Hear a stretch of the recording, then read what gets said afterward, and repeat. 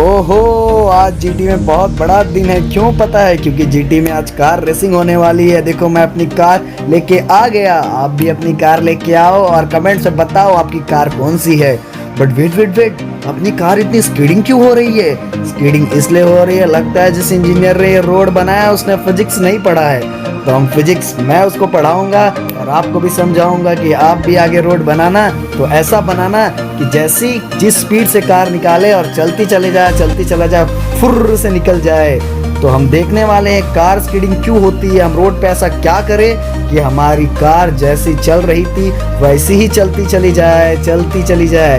तो लगता है आप सुनने में बहुत इंटरेस्टेड हैं और आप सुनना चाहते हैं ऐसा हम क्या करें। तो हम भी रेडी हैं, चलो जल्दी सॉल्व कर लेते हैं, नहीं तो कार को पुलिस वाले पकड़ लेंगे क्योंकि लॉकडाउन है भाई।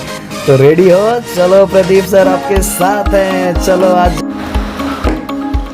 तो आ गया मैं, मजा आया तो लाइक ठोक दो फटाफट। ओके, तो आपके दिमाग में बहुत सारा डाउट आया होगा कि नहीं? डाउट तो मैं सब क्लियर कर दूंगा। ओके, तो वीडियो को लास्ट तक देखना। सबसे पहले वीडियो को लाइक कर दो, चैनल को सब्सक्राइब कर दो और क्या करो, जितना हो सके उतना ज्यादा शेयर कर दो। ओके, तो हम यहाँ आज मैं दो टॉपिक लेके आया हूँ। पहला है हमारा बैंकिंग ऑफ रोड, दूसरा है हमारा angle of banking of road और एंगल ऑफ बैंकिंग। पर उससे पहले आज मैं सफर पे निकलने वाला हूँ, तो मेरे साथ आप भी सफर पे निकलो। मतलब मैं दो रोड पे जाने वाला हूँ। एक ऐसा रोड रहने वाला है जिस रोड पे जो रास्ता होगा वो रास्ता टर्न पे भी जैसा नॉर्मल रास्ता होता है टर्न पे भी वैसा ही होगा।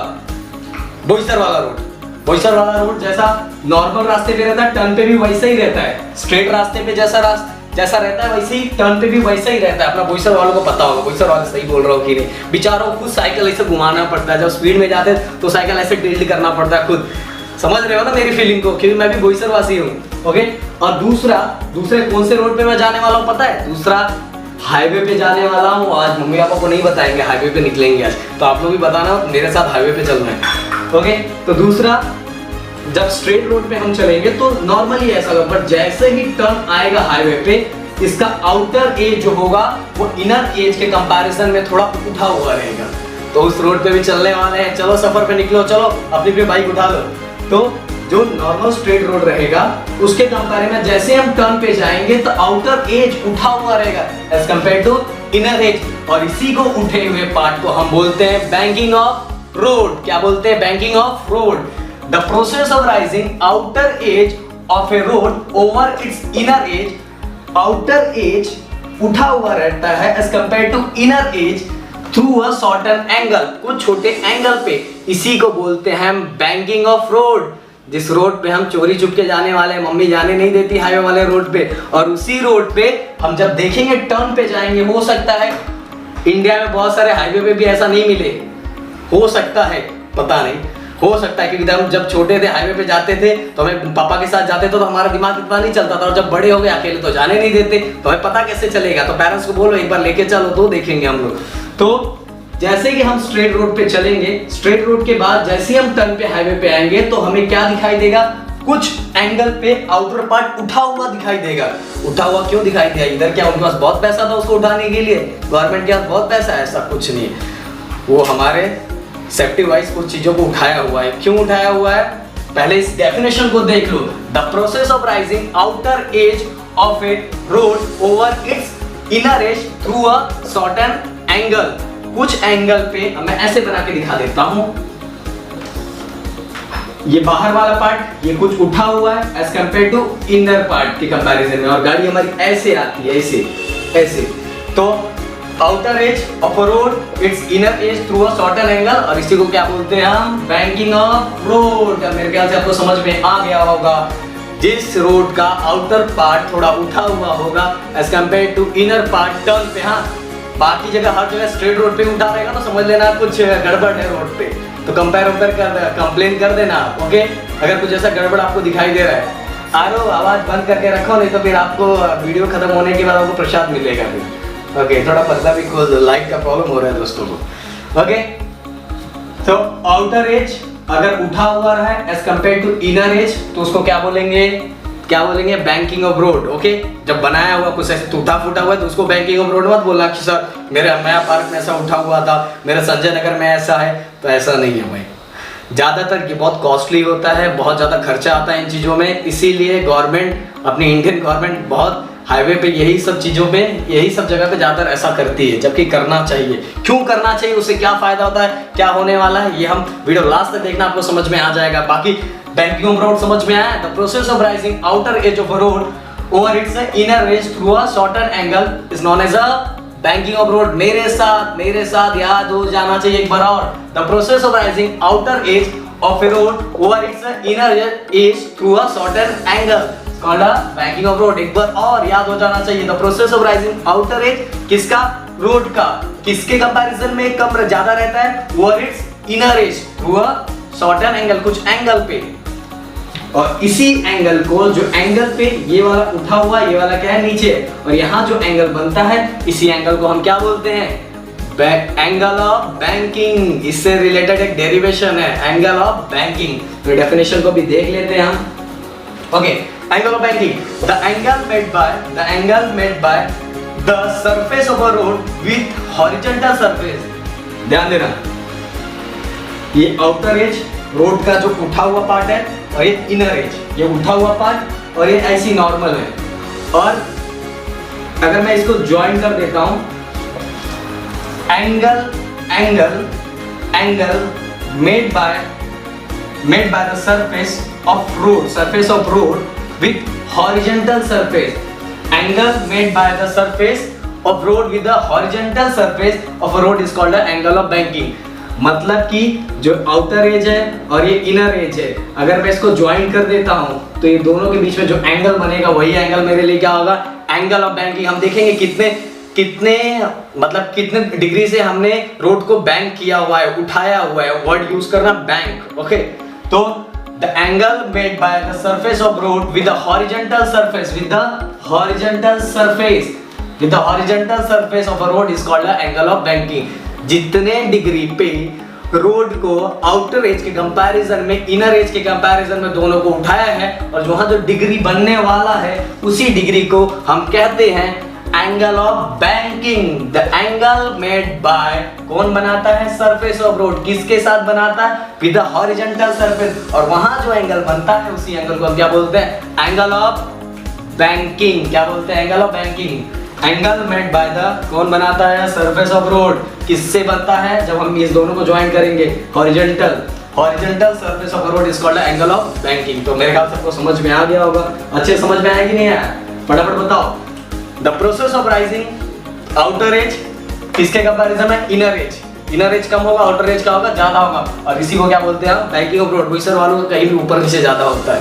ओके, फिर भी हम मस्त चलते हैं, हमें ड्राइविंग बहुत मस्त आता है। देखो ना, साइकिल में छोटे बच्चे ऐसे दिखते हैं, साइकिल ऐसे टर्न पे ऐसे गिरा लेते हैं, वो जानबूझ के नहीं गिराते। अगर कोई ऐसा बोले कि नहीं मैं तो सर ऐसे ही लेके जाऊंगा ना, तो आप कहीं और पहुंच जाओगे। और इस समय हॉस्पिटल सब बंद है मेरे दोस्त, हॉस्पिटल सब बंद नहीं है। मतलब अगर हॉस्पिटल पूरा फुल है तो समझ लो हमारे लिए बंद ही है। तो कैसी पट्टी उट्टी बांध के भेज देंगे तो टूटा पड़ा रहेगा। इससे अच्छा मैं वीडियो में बोल चुका हूँ। ओके, तो समझ में आ गया बैंकिंग ऑफ रोड और एंगल ऑफ बैंकिंग क्या होता है। Banking of road outer as के कंपैरिजन में इनर एज क्या होता है, इनर एज कम होता है। और एंगल ऑफ बैंकिंग मतलब दो आउटर एज और इनर एज के बीच में जो एंगल बनता है, वही एंगल हमारे लिए क्या होता है, वो एंगल ऑफ बैंकिंग। ओके, मैं इसको रफ करता हूँ। अब आते हैं, मैंने बोला हम सफर पे निकलेंगे आज दो रोड पे, एक बोईसर वाले रोड पे जो टर्न पे भी कैसा होता है, नॉर्मल जैसा स्ट्रेट पे होता है वैसे टर्न पे भी होता है। और जो दूसरा वाला डेरिवेशन है, वो डेरिवेशन हम कल करने वाले कि हम जो दूसरे चोरी से जाने वाले दूसरे रोड पे, कौन से रोड पे, जहाँ आउटर एज उठा हुआ रहता है, इनर एज क्या होता है, कम होता है, वो कल जाएंगे, कल वाले वीडियो में। मम्मी को बता रहा हूँ। ओके, चलो चलते हैं। सेंट्रीपिटल फोर्स रिक्वायर्ड फॉर, किसके लिए चाहिए, for circular motion of vehicle is provided by frictional force between wheels of vehicle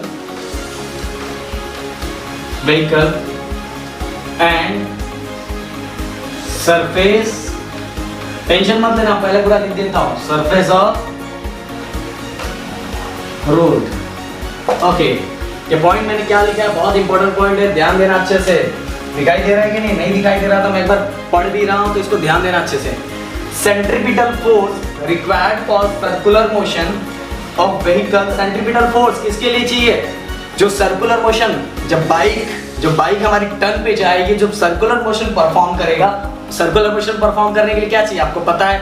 circular motion को एक्सेलरेटेड मोशन भी बोलते हैं, सेंट्रीपिटल, उसमें सेंट्रीपिटल एक्सेलरेशन चाहिए रहता है। आपको हमने डेरिवेशन करवा दिया है तो आपको पता होगा। तो सर्कुलर मोशन परफॉर्म करने के लिए क्या है? सेंट्रीपिटल। तो ये centripetal force required for circular motion of vehicle is provided by, ये कौन देता है? ये सर्कुलर मोशन जो मिलता है, सर्कुलर मोशन किसके कारण मिलता है? सेंट्रीपिटल फोर्स के कारण। पर सेंट्रीपिटल फोर्स कौन देता है? वो फ्रिक्शनल फोर्स। और ये फ्रिक्शनल फोर्स किसके बीच में होता है? Wheels of vehicle and surface of road. जो व्हीकल का व्हील्स होता है, मतलब जो टायर होता है, और वो रोड के बीच में जो फ्रिक्शन होता है, उसी के कारण क्या क्रिएट होता है? Centripetal force. और इसी सेंट्रीपिटल फोर्स से उस व्हीकल को क्या मिलता है? Circular motion. क्या मिलता है? Circular motion. एक और ध्यान देना, सेंट्रीपिटल फोर्स रिक्वायर्ड किसके लिए चाहिए? Circular motion. किसके सर्कुलर मोशन? व्हीकल के सर्कुलर मोशन के लिए। और ये सब देता कौन है? Frictional force. और फ्रिक्शनल फोर्स किसके बीच में रहता है? Wheels of road and surface of, wheels of vehicle and surface of road. Doubt है? फिर से एक बार बता रहा हूँ कि सर्कुलर मोशन किसके कारण होता है? आंसर देते जाओ। सर्कुलर मोशन किसके कारण होता है? सेंट्रीपिटल फोर्स के कारण। और यहाँ सेंट्रीपिटल फोर्स व्हीकल को कौन दे रहा है? फ्रिक्शनल फोर्स, जो किसके बीच में हो रहा है? Wheels of vehicle and surface of road. जब कार टर्न कर रही है, कहाँ टर्न कर रही है बताओ मुझे? टर्न कहाँ कर रही है? रोड पे, रोड के कर्व सरफेस पे जब टर्न कर रहा है, तो उस समय जो फ्रिक्शन होता है किसके बीच में? सरफेस ऑफ रोड और व्हील्स ऑफ व्हीकल के बीच में जो फ्रिक्शन होता है, वही देता है, क्या देता है? Centripetal force. और इसी सेंट्रीपिटल फोर्स के कारण आराम से हमारी कार क्या हो जाती है? सर्कुलर मोशन परफॉर्म कर लेती है। तो यहाँ हमने दो पॉइंट लिखा। पहला पॉइंट है, consider vehicle of mass m moving with the velocity v along a curved road of radius r, और centripetal force required for a circular motion of vehicle is provided by, कौन provide कर रहा है? Frictional force between wheels of vehicle and surface of road. तो ये समझ में आ गया कि फ्रिक्शनल फोर्स ही सेंट्रीपिटल फोर्स देता है, जिसके कारण कोई व्हीकल क्या करता है? सर्कुलर मोशन परफॉर्म करता है। अब आगे चलते हैं दोस्तों। जैसे आपने देखा, ये हमने कार बनाया है, बहुत भारी वाला कार बनाया है। ये कार के ऊपर ये नॉर्मल रिएक्शन होगा, जैसे आपको पता है, ये नॉर्मल रिएक्शन को बैलेंस करता है वेट ऑफ व्हीकल। तो आप देख रहे होंगे उसको। तो सेंट्रीपिटल फोर्स कैसे मिलता है? Friction between wheels of vehicle and surface of road. तो बता देता हूं, यहां लिखेंगे हम फ्रिक्शन। Okay, friction. अब सेंट्रीपिटल फोर्स का फॉर्मूला क्या होता है? mv²/r। और फ्रिक्शन का फॉर्मूला क्या होता है? ये हमने देखा हुआ है, 11th स्टैंडर्ड में देखा है। Friction, coefficient of friction and normal reaction देखा है कि नहीं देखा है? ओके। अब आपके मन में क्वेश्चन होगा कि सर सेंट्रीपिटल फोर्स तो यहाँ माइनस होता है, तो इसका आंसर जिसको ये समझ में आया हुआ, यहाँ मैंने प्लस क्यों लिखा कमेंट्स में लिखा, मैं नेक्स्ट वीडियो में बताऊंगा। जिसको समझ में आ, जिसने सही लिखेगा उसका मैं नेक्स्ट वीडियो में नाम लेने वाला हूँ। यहाँ मैंने माइनस क्यों नहीं लगाया, इसका आंसर आप लोग कमेंट्स में देना है। ओके, तो आप ध्यान देना, जितना वेट ऑफ व्हीकल होता है उतना उस पर क्या लगता है? Normal reaction. जितना वेट ऑफ व्हीकल होता है उस पर उतना क्या लगता है? Normal reaction. इसलिए n को मैं रिप्लेस करके क्या लगा सकता हूँ? mg। m गेट कैंसल, क्या बचा? v²/r equal to mu g. v² equal to mu g। Next step में v equal to square side गया तो स्क्वायर रूट हो गया, mu g। and this is the expression for safety speed of vehicle moving along a plain curved road। इस speed में अब मैं जिसमें पुट करूंगा, इसके बहुत सारे हमें पता चला है इसमें हमें कितनी स्पीड मिलेगी। बहुत सारे रीडिंग होते हैं हर रोड के निकाले जाते हैं, वहाँ जाके आपको निकालना पड़ेगा, वहाँ का रेडियस लेना पड़ेगा, हमें कोएफिशिएंट ऑफ फ्रिक्शन लेना पड़ेगा, और ये तो पता ही है जी क्या होता है, एक्सेलरेशन ड्यू टू ग्रेविटी। ये पुट करके हम वहाँ फाइंड कर सकते हैं कि उस रोड पे सेफ्टी स्पीड कितनी है, मतलब हम कितने स्पीड से जाएंगे तो हमारा जो बाइक होगा आराम से निकल जाएगा, हम फाइंड कर सकते हैं। तो आपको चाहिए इस डेरिवेशन का यूज करके प्लेन कर्व रोड का सेफ्टी स्पीड ऑफ व्हीकल का क्या कर सकते हैं, फाइंड कर सकते हैं। तो गाइस एक छोटा सा डेरिवेशन था। अब इसके बाद आने वाला एंगल ऑफ बैंकिंग जो होने वाला है कौन से रोड का, बैंक रोड का, तो डेरिवेशन देखने वाले वो एग्जाम में बहुत इंपॉर्टेंट डेरिवेशन है, प्लस ये भी। तो गाइज अगर अच्छा लग रहा होगा तो प्लीज़ वीडियो को लाइक कर दे, फिर से बोलूँगा शेयर कर दे एंड चैनल को सब्सक्राइब कर दे। थैंक यू सो मच, मिलते हैं हम नेक्स्ट वीडियो में, बाय बाय।